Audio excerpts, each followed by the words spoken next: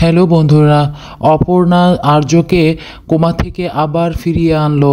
বন্ধুরা, বিস্তারিত জানতে হলে ভিডিওটি না টেনে সম্পূর্ণ দেখতে থাকুন।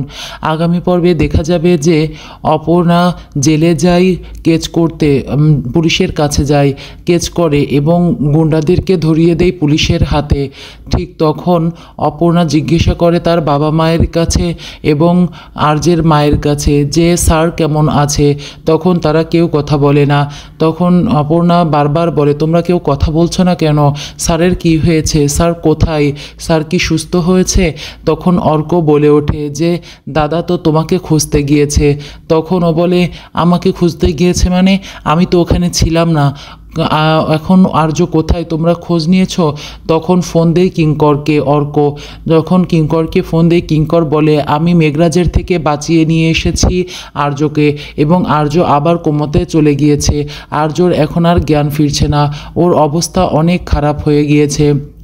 তখন শুনে অর্ক তার মায়ের কাছে সব বলে এবং শুনে অপর্ণাও ছুটে চলে যায় হসপিটালে এবং বলে যে স্যার, আমি আপনাকে কিচ্ছু হতে দিব না। আপনি যেমন আমার বিপদের দিনে কাছে এসেছেন, আমিও আপনার বিপদের দিনে কাছে থাকতে চাই। আমি আর আপনার থেকে দূরে সরে যাব না, কথা বলতে থাকে। তখন দেখা যায় যে মীরা অনেক রেগে যায়। মীরা বলে যে এইসবের জন্য তুমি দায়ী, তোমার জন্য আজকে আর্যের এই অবস্থা। তখন অপর্ণা চুপ করে থাকে, কিছুই বলে না।